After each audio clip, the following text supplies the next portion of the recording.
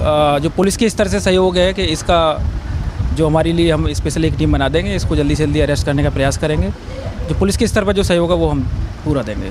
Society के फ्लैटधारियों के साथ जो ठगी हुई है, जो ठगी करने वाला उदय सिंह है, उसकी वाइफ है, बैंक के जो फ्रॉड अधिकारी मिले हुए हैं जिन्होंने इस षड्यंत्र में हिस्सा लिया, उनके खिलाफ सख्त कार्रवाई अब होगी। पहले भी पुलिस के माध्यम से गिरफ्तार हुए थे और हम लोगों ने मानवता दिखा के उसको फ्री करा दिया था, और उसने जो दुष्टता करी है अब उसको इसका सबक मिलेगा, जिसमें आज अधिकारी हमारे को इस चीज़ के लिए आश्वस्त करके जा रहे हैं। इसमें बिल्डर ने हमें बिना बताए कि उसने इस ज़मीन पर, जिस ज़मीन पर फ्लैट बनाया है, इस ज़मीन पर उसने सेंट्रल बैंक ऑफ इंडिया से लोन ले रखा है, और वो लोन उसने रेजिडेंशियल पर्पस से लिया था। उसको बैंक अधिकारियों की मिली भगत से कभी कमर्शियल में चेंज हुआ, इसके ऊपर फ्लैट बने, इनका बेचान हुआ, ये सब बैंक के अधिकारियों को भी पता था। और उदय सिंह ने भी उसकी और अपनी पत्नी के साथ मिलकर के हमारे साथ धोखाधड़ी करी और ये फ्लैट हमें बेच दिए। 6 साल यहाँ रहने के बाद में हमें 2019 में इस बात का पता चलता है, जब सेंट्रल बैंक ऑफ इंडिया के अधिकारी यहाँ पर आकर एक नोटिस चस्पा करके जाते हैं, तब हमें इनकी धोखाधड़ी का पता चला। जो सेंट्रल बैंक ऑफ इंडिया ने बिल्डर उदय सिंह और धीरज चौधरी को लोन सैंक्शन किया, उस लोन को इन्होंने ना तो सरसाई के अंदर रजिस्टर्ड किया और ना ही सब रजिस्ट्रार के यहाँ पे उसको पंजीकृत किया, जबकि सेंट्रल बैंक ऑफ इंडिया और उदय सिंह दोनों की मिली भगत से इस पूरे लोन को, जो कि 1.5 करोड़ का था, 75 लाख के 2 लोन थे, दोनों को कहीं पे भी पंजीकृत नहीं करके हम लोगों को पूरी तरह से धोखे में रखा गया। हम लोगों को इस साथ में छलावा किया गया। केवल हमारे ही साथ नहीं, हमारे बैंकों के साथ भी ये स्पष्ट रूप से छलावा हुआ, जिससे कि उन लोगों ने हमें लोन सैंक्शन कर दिया और आज हम इतनी बड़ी विपदा में आके खड़े हो गए। तो सेंट्रल बैंक ऑफ इंडिया के जो अधिकारी हैं, सेंट्रल बैंक ऑफ इंडिया की जो साख है, वो साख एक्चुअली स्टेक पे है, और हम कोशिश करेंगे, हम प्रयास करेंगे कि उस साख को जितना हम चैलेंज कर सकें उतना हम करेंगे।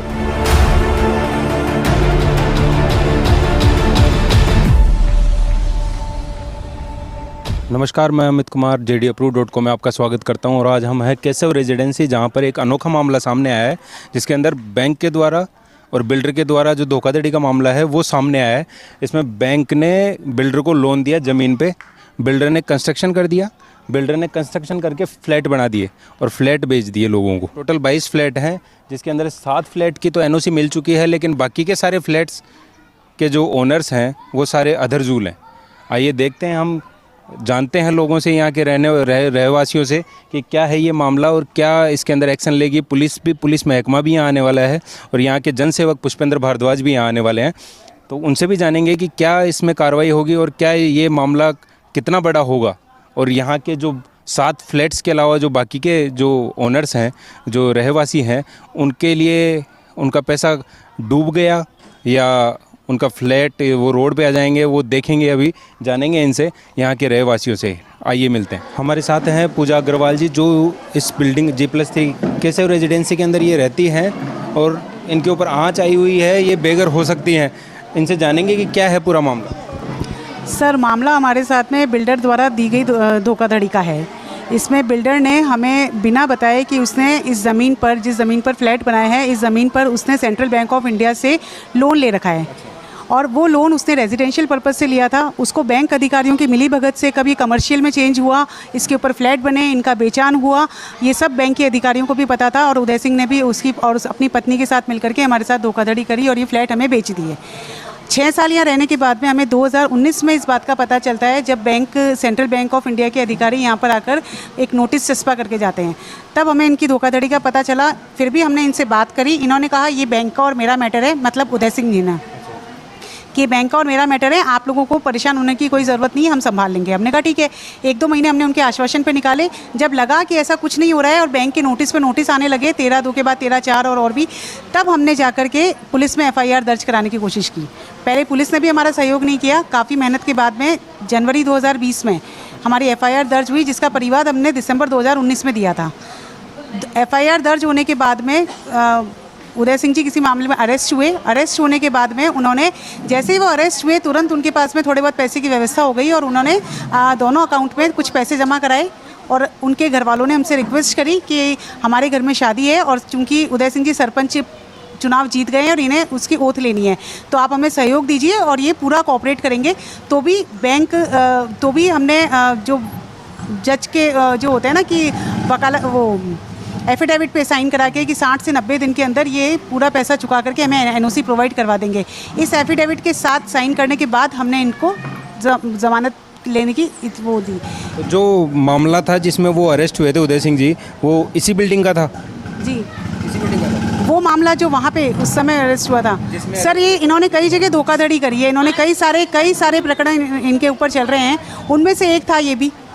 कई सारे मामले चल रहे हैं, कई सारे मामलों में ये हुए थे, उनमें से एक प्रकरण ये भी था जो इनकी ज़मानत में रोड़ा बना हुआ था। इसलिए उसमें इनके घर वाले, इनके जो भी मिलने वाले हैं, सब ने आके हमसे यही रिक्वेस्ट करी। और चूंकि इनका परिवार हमारे यहाँ पे ऊपर पेंट हाउस में रहता है, तो हमने मानवता दिखाते हुए, इनकी भतीजियों की शादी थी और इनको सरपंच की ओथ लेनी थी, हमने देखा इन्होंने 33 लाख रुपए अगर बैंक में जमा कराए हैं, दैट मीन्स कि ये आगे भी पैसा जमा करवा देंगे। और चूंकि इन्होंने एफिडेविट भी दिया था, एक कानूनी कार्रवाई भी की थी जिसको कि नकारा नहीं जा सकता, जज ने इनकी ज़मानत सेंक्शन करी। उसके बाद 60 से 90 दिन बीत गए, इन्होंने किसी प्रकार का कोई भी बैंक में पैसा जमा नहीं कराया। अभी आपके पास बैंक से क्या नोटिस आया हुआ है? अभी सर लेटेस्ट नोटिस सीजीएम से ये आया है कि 110 की एप्लीकेशन जो खारिज हो गई थी, उसके बाद में सेंट्रल बैंक ऑफ इंडिया ने इस बिल्डिंग पे पोजीशन लेने के ऑर्डर जारी कर दिए हैं। और उस नोटिस के तहत हमें बैंक वालों को ये अधिकार दे दिया गया है कि वो पुलिस प्रशासन की मदद से इस बिल्डिंग के सभी फ्लैट्स को खाली करा के इस बिल्डिंग पे कब्जा कर सकें। सभी फ्लैट्स जिनको एनओसी मिली हुई है उनका भी? सर आके उन्होंने हमें यही कहा है कि हमें तो पूरी बिल्डिंग का है, क्योंकि हमारे पास नोटिस में लिखा हुआ है भूमि भवन ढांचा जो भी इस बिल्डिंग पे स्थित है उस पे हमारा कब्जा लिया जाएगा। नहीं है, हमारी सिचुएशन ये है कि पैरों तले ज़मीन खिसक चुकी है, हमारे अंदर कुछ जैसे ना कहते हैं ना जान बची नहीं है और बाकी कुछ रहा नहीं है, बाकी वही सिचुएशन हमारे साथ में हो रही है।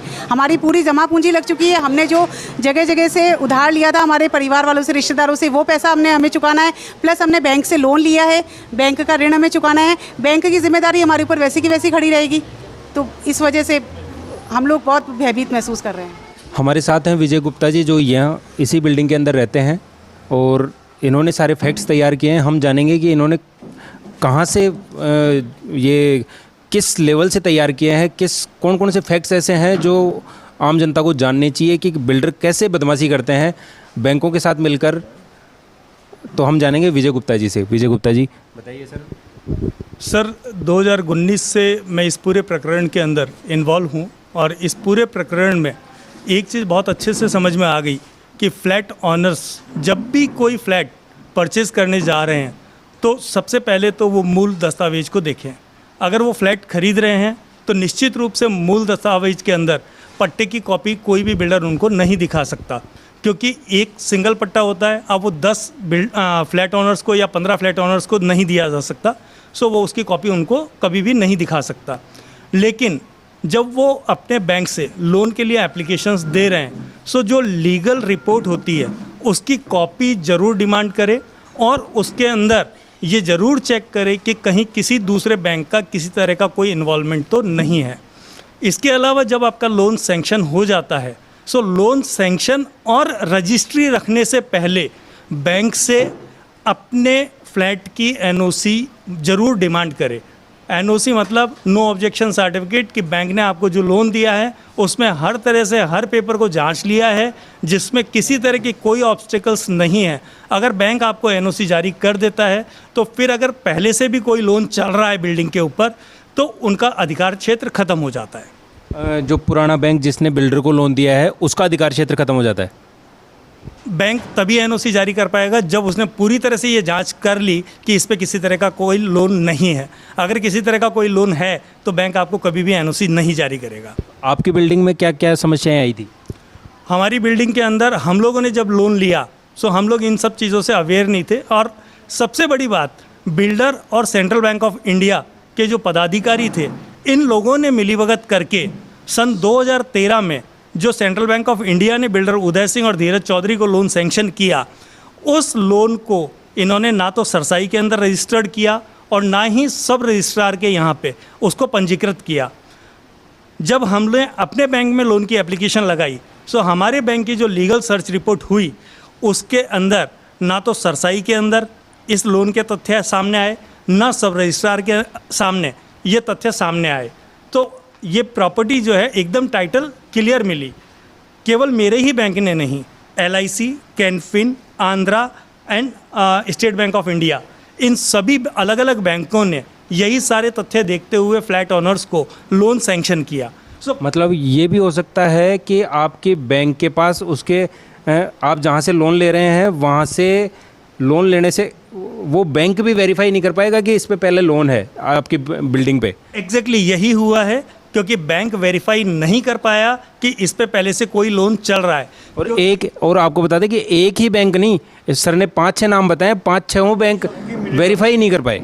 इसके अंदर सरफेसी एक्ट के अंदर 2011 के अंदर एक सेक्शन आया था जिसके तहत सरसाई का गठन किया गया, और उसमें एक क्लॉज है जिसमें बिल्कुल क्लियर कट मेंशन किया हुआ है बैंक एंड एनबीएफसी किसी भी तरह का कोई मॉर्गेज लोन अगर दे रहे हैं तो उन्हें सरसाई के अंदर उसको पंजीकृत करना मैंडेट है।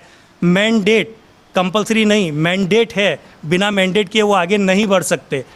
इसी तरह से 2013 के अंदर आरबीआई ने, नवंबर 2013 में आरबीआई ने सभी बैंक एंड एनबीएफसी को एक नोटिफिकेशन जारी किया है कि ये मैंडेट है कि आप अगर किसी को कोई मॉर्गेज लोन दे रहे हैं, चाहे वो बाइक पे मॉर्गेज हो, चाहे वो प्रॉपर्टी पे मॉर्गेज हो, चाहे वो गोल्ड पे मॉर्गेज हो, आपको उसको पंजीकृत करना कंपलसरी है। चाहे आप उसको सब रजिस्ट्रार पे करें, चाहे आप उसको सरसाई में करें। बिना पंजीकृत लोन को पंजीकृत किए आप उसको आगे प्रोसेड नहीं कर सकते। जबकि सेंट्रल बैंक ऑफ इंडिया और उदय सिंह दोनों की मिलीभगत से इस पूरे लोन को, जो कि 1.5 करोड़ का था, 75 लाख के 2 लोन थे, दोनों को कहीं पे भी पंजीकृत नहीं करके हम लोगों को पूरी तरह से धोखे में रखा गया। हम लोगों को इस साथ में छलावा किया गया। केवल हमारे ही साथ नहीं, हमारे बैंकों के साथ भी ये स्पष्ट रूप से छलावा हुआ, जिससे कि उन लोगों ने हमें लोन सैंक्शन कर दिया और आज हम इतनी बड़ी विपदा में आके खड़े हो गए। तो आपने बताया कि उदय सिंह ने सेंट्रल बैंक ऑफ इंडिया से लोन लिया, पूरी फ्लोर पे लोन लिया, सिंगल लोन लिया या और कुछ? 2 लोन लिए। कैसे लोन लिए उन्होंने? एक्चुअली ये पूरी जो लैंड है ये 444 गज की है। जेडीए के नॉर्म से बचने के लिए, क्योंकि जेडीए का एक नॉर्म्स है कि 400 गज से ऊपर की अगर जगह पे कोई भी कंस्ट्रक्शन होता है तो उनको नक्शा जेडीए से पास करवाना पड़ता है। उससे बचने के लिए इन्होंने 222 गज के अंदर 2 रजिस्ट्रियाँ करवाई। एक उदय सिंह ने खुद के नाम करवाई और दूसरी खुद की मिसेज धीरज चौधरी के नाम पे करवाई। इन दोनों रजिस्ट्रियों के बेस पे धीरज चौधरी के नाम पे 75 लाख का लोन सैंक्शन कराया और खुद के नाम पे 75 लाख का लोन सैंक्शन कराया। ये लोन दिसंबर 2013 में उन्होंने सैंक्शन कराया, और लैंड के जो पेपर मॉर्गेज क्रिएट किए, जो बैंक को मॉर्गेज लिख करके दिया, वो जनवरी 2014 में दिया, और वो भी केवल एक सिंपल रजिस्टर के पेपर पे दिया। सिंपल रजिस्टर के पेपर पे? सिंपल रजिस्टर के पेपर पे। अच्छा, रजिस्टर में नहीं दिया। अच्छा, सिंपल रजिस्टर के पेपर पे दिया, जो बच्चे कॉपी पेन लिखते हैं ना, उस पे। तो सर अब आगे क्या प्रोसेस कर रहे हैं आप? आगे सर हमारे पास में केवल और केवल डीआरटी और डीआरएटी, इसके अलावा कोई तीसरा रास्ता नहीं है, क्योंकि सरफेसी एक्ट की सुनवाई ना सुप्रीम कोर्ट में हो सकती है ना हाई कोर्ट में हो सकती है, जब तक कि हम डीआरएटी से हार करके नहीं आते। डीआरएटी से हारने के बाद हम हाई कोर्ट जा सकते हैं, और हाई कोर्ट से हारने के बाद हम सुप्रीम कोर्ट जा सकते हैं। सो अभी हमारा पहला जो काम है वो, एक तो हम वापस से फ्रेश एप्लीकेशन डीआरटी में लगा रहे हैं, और इसके साथ साथ हम लोग एक एप्लीकेशन डीआरएटी में लगा रहे हैं, जिसमें हम ये गुहार कर रहे हैं कि ये पूरा प्रकरण जिसके अंदर सेंट्रल बैंक ऑफ इंडिया ने सरसाई क्रिएट नहीं करी, सो सेंट्रल बैंक ऑफ इंडिया का राइट्स ख़त्म किया जाए और इसका पूरा पोजीशन हमें दिया जाए, क्योंकि हमारी सरसाई ऑलरेडी क्रिएटेड है। पहले हमारा bank state Bank of Mysore था, सो उन्होंने अपनी सरसाई क्रिएट की हुई थी। जब इसका merger state Bank of India में हुआ, सो स्टेट बैंक ऑफ इंडिया ने नए सिरे से उसकी सरसाई क्रिएट करी। मैडम आप भी कुछ बोलना चाह रहे हैं? अगर सर इस पे सेंट्रल बैंक ऑफ इंडिया ने सरसाई के अकॉर्डिंग अगर सरसाई आईडी क्रिएट की होती तो हमारे बैंक हमें लोन दे ही नहीं सकते थे। हमारे बैंक एसबीआई ने हमें लोन दिया, वो सरसाई आईडी क्रिएट हो ही नहीं सकती थी। ये सबसे बड़ा फॉल्ट है सेंट्रल बैंक ऑफ इंडिया का, जिसे उसके पदाधिकारी छुपाते आ रहे हैं उदय सिंह के साथ मिलकर। बैंक के लिए सबसे चौंकाने वाले तथ्य ये थे कि किसी व्यक्ति को आवासीय ऋण देने के बाद फ्लैट के ऊपर एनओसी जारी कर दी गई। जैसे ही बैंक को ये प्रकरण पता चला कि इस बिल्डिंग के ऊपर फ्लैट्स के अंदर एनओसी जारी कर दी गई है, सो इमीडिएट प्रभाव से जो बैंकर्स इसमें इन्वॉल्व थे उन लोगों को या तो हटा दिया गया या फिर उन लोगों से सतही वीआरएस ले लिया गया, जिससे कि बैंक का नाम खराब ना हो। इसके अंदर एक और महत्वपूर्ण तथ्य है कि जब भी कोई बैंक किसी बिल्डर को प्रॉपर्टी के लिए किसी प्रोजेक्ट के लिए कोई लोन सैंक्शन करता है, सो बैंक का ये राइट होता है कि समय समय पर बिल्डिंग पे आकर के कंस्ट्रक्शन की जांच करे कि कंस्ट्रक्शन किस लेवल पे चल रहा है, उसमें फ्लैट्स की बिक्री की क्या स्थिति है। उसके अलावा एक और उनकी लाइबिलिटी बनती है कि उस प्रोजेक्ट पे एक कहीं ना कहीं अपना एक बोर्ड लगाया जाए कि इस पूरे प्रोजेक्ट को हमारे द्वारा फाइनेंस किया गया है। सेंट्रल बैंक ऑफ इंडिया द्वारा ऐसा कुछ भी नहीं किया गया कि जो लोग यहाँ पे फ्लैट्स खरीदने आ रहे थे उन्हें ये पता चल सके कि ये पूरा प्रोजेक्ट जो है वो सेंट्रल बैंक ऑफ इंडिया द्वारा फाइनेंस किया गया है। अब हमारे साथ हैं आईपीएस हरिशंकर जी, जो सर इस मामले में आगे क्या कार्रवाई होगी? आगे जो हमारे स्तर पर जो पुलिस से संबंधित सहयोग है वो हम अब पूरी तरह से देंगे इन लोगों को। हमें उम्मीद है कि जल्दी से जल्दी इनको न्याय मिल सके।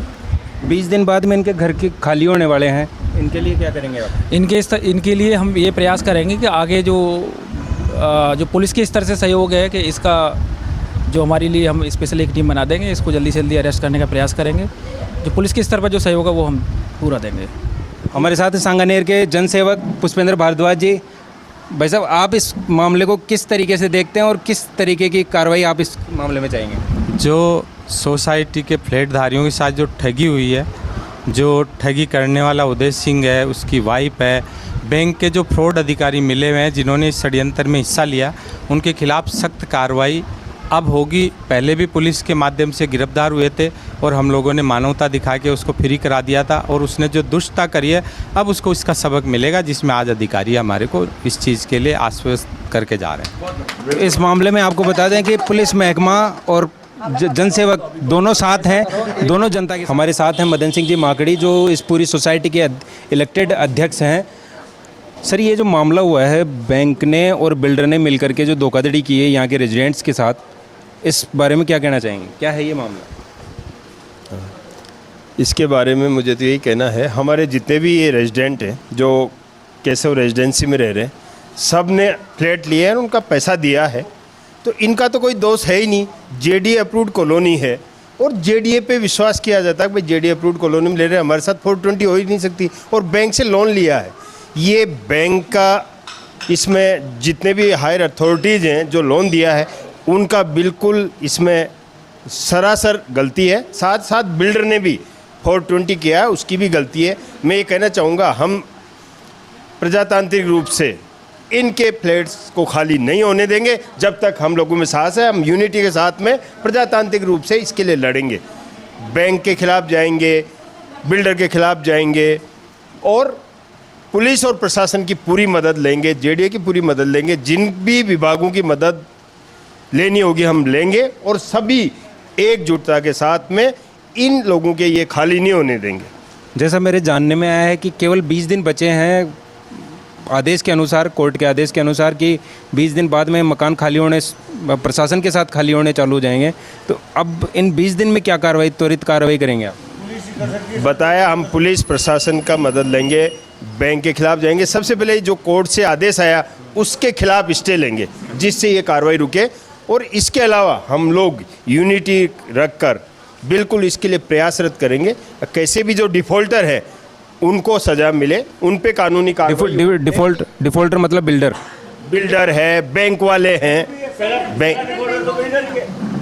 बैंक एंड बिल्डर्स, उन पे एक्शन होना चाहिए। इन लोगों ने तो सबने पैसा दिया है और उसके पैसे के बदले ये मकान लिए हैं, उसकी कीमत चुकाई है, सब पास रजिस्ट्री है, सब और कुछ। ये बैंक जो है ये सेंट्रल बैंक ऑफ इंडिया है। सेंट्रल बैंक ऑफ इंडिया है जो गोपालपुरा ब्रांच है। वहाँ के जो मैनेजर लोग थे, जो आज से 7 साल 8 साल पहले वहाँ पे पदासीन थे, जो वहाँ पे ड्यूटी दे रहे थे, उन मैनेजर्स ने बेसिकली लोन दिया है इस बिल्डर को, उदय सिंह को, और उसकी वाइफ के नाम से, पत्नी के नाम धीरज कंवर जो है। तो सेंट्रल बैंक ऑफ इंडिया के जो अधिकारी हैं, सेंट्रल बैंक ऑफ इंडिया की जो शाख है, वो शाख एक्चुअली स्टेक पे है, और हम कोशिश करेंगे, हम प्रयास करेंगे कि उस शाख को जितना हम चैलेंज कर सकें उतना हम करेंगे। प्रशासन, जैसा कि आपने देखा, आज हमारे साथ है, आईपीएस अधिकारी भी यहाँ पे आए हैं, जो आरपीएस अधिकारी हैं वो भी आए हैं, अध्यक्ष साहब यहाँ पे हैं, जनसेवक आए हैं जो पुष्पेंद्र भारद्वाज जी हैं। हमारा पूरा प्रयास है, पार्षद जी भी आए हैं, हमारा पूरा प्रयास है कि जो बैंक है उसको ये बताया जाए कि गलती उसकी भी है, जितनी बराबर बिल्डर की गलती है, बिल्डर को कितना लिबरलाइजेशन दिया गया, उसको कितनी छूट दी गई, ढील दी गई, यहाँ से सारी गफलत करने में, इस गफलतबाजी के अंदर बैंक का पूरा आसरा रहा है, पूरा हाथ रहा है, जिस कारण से बिल्डर ऐसा कर पाया है। और बिल्डर ऐसा कर पाया है इसीलिए जो यहाँ के रेजिडेंट्स हैं वो आज इस मुकाम पे पहुँचे कि ये दिन देखना पड़ रहा है। आपका क्या कहना है इस पूरे मामले के अंदर? आपको क्या लगता है कि आपकी सिचुएशन कहाँ पे अटकी हुई है? मेरा तो यही है कि भाई ये क्या बोलूँ मैं भी, मतलब इनसे बोला, मतलब यहाँ के रहवासियों से बोला नहीं जा रहा, इतनी पीड़ा है कि इनको समझ में नहीं आ रहा है क्या बोलें और क्या करें, ऐसी हालत हो चुकी है इनकी। आगे जानते हैं आप क्या कहना चाहेंगे? सर वही हालत है, जब बेघर हो जाएंगे तो क्या करेंगे। बिल्कुल बिल्कुल। मैडम आप? हमारा भी यही कहना है। सबकी यही हालत है। आइए हम जानते हैं। हाँ, न तो मेरा हस्बैंड है यहाँ, न मेरा बेटा है, एक्सपायर हो गए, तो मैं इस उम्र में मैं कहाँ जाऊँ। आप बताइए कि आप यहाँ पे रह रहे हैं, कोर्ट ने आदेश दे दिया कि आपको खाली करना पड़ेगा, बैंक को आदेश दे दिया और प्रशासन के साथ उनके पास आदेश है। अब क्या सिचुएशन क्रिएट हो रही है अब यहाँ पे आपके? सिचुएशन ये क्रिएट हो रही है कि हम 3-4 से तो पहली बात तो डिप्रेशन में ज़िंदगी जी रहे हैं जब से यहाँ नोटिस लगने शुरू हुए। लगातार प्रयास करने के बाद रिजल्ट बिल्कुल ऊँट के मुंह में जीरे जैसा आए, कोई रिजल्ट नहीं आए। अब स्थिति इतनी गंभीर हो चुकी है कि बैंक ने हमारे खिलाफ ऑर्डर ले लिए और कोर्ट हमारे को सुनने को तैयार नहीं है। वो हमारी बात मानता ही नहीं है कि हम आपको जानते ही नहीं, कोर्ट ये भी कहते हैं, बैंक वाले भी यही बात कहते हैं। ऑर्डर जो आए वो कह रहे हैं कि सब बिल्डिंग ज़मीन और ज़मीन पे जो ढांचा बना हुआ है वो हमारा है। अरे भाई कोई आके देखो तो सही, ढांचा नहीं है, फ्लैट है यहाँ पे रहने के लिए और सब जने यहाँ रह रहे, 20 फैमिली यहाँ रह रही है, 100 लोगों का परिवार यहाँ रह रहा है। अब क्या करें? पुलिस प्रशासन के पास जाते हैं, भागते हैं, तो उन्होंने अभी आपके सामने देखा 1.25 साल पहले का हमारा परिवार दिया हुआ है जिसकी हमारे पास बाकायदा रिसिप्ट है, उसके बावजूद हमारा उन्होंने FIR दर्ज नहीं करी। अभी हमने शनिवार को जब वो पुलिस वाले आए, सिक्योरिटी एजेंसी आई, हमारे ऊपर प्रेशर बना के गए, तब हम 6 बजे शाम को रात को थाने में गए हुए, रात को 12 बजे आए विथ मिसेज बच्चों को लेकर के। मैं हमारे साथ मिसेजें भी थी। तो साहब उसने बड़ी मुश्किल से हमारी FIR दर्ज की, वो भी 2 FIR दर्ज किए, उसमें सबके नाम ऐड कराएँ। और अब वो क्या कर रहे हैं क्या नहीं कर रहे हैं हमें पता नहीं है एक हफ्ते से। बाकी हम हमारी कोर्ट में जो प्रक्रिया चलानी है उसके लिए भी हम भाग रहे हैं कि भाई कोर्ट में कैसे कैसे प्रक्रिया चले। एक बार हमें स्टे मिले तो उस कार्रवाई में थोड़ा सा ब्रेक लगे तो हमारी कोर्ट की कार्रवाई और आगे बढ़े। कोर्ट हमारे लिए क्या मदद करता है क्या नहीं करता है, हमारी बात सुनता है नहीं सुनता है, हमने वही एप्लीकेशन लगा रहे हैं कि भाई हमारी पार्टी तो बनाओ, हमारी बात तो सुनो। ये मैं कहना चाहूँगा। तो साहब हमें तो न्याय से मतलब है, बाकी प्रशासन जाने, पुलिस जाने, आप लोग मीडिया वाले जो भी हमारी हेल्प कर सकते हैं वो करें। ये है हमारी तो असली मांग कि भाई हमारा आशय ना बच जाए। तो आपको बता दें कि ऐसे मामले काफ़ी सारे होते हैं। बिल्डर लोन ले लेता है ज़मीन पे और उसके ऊपर स्ट्रक्चर खड़ी कर देता है और लोगों को बेच के निकल लेता है। उसके बाद में लोग परेशान होते हैं। आप ध्यान रखिएगा, कहीं भी फ्लैट लेने से पहले आप जांच ज़रूर लें, चेक ज़रूर कर लें कि कहीं उसने 2-3 लोन तो नहीं ले रखे हैं, 2-3 जगह रजिस्ट्री अलग तो नहीं दे रखी है, आपका फ्लैट पहले से बेच तो नहीं रखा है, ये जांच लें।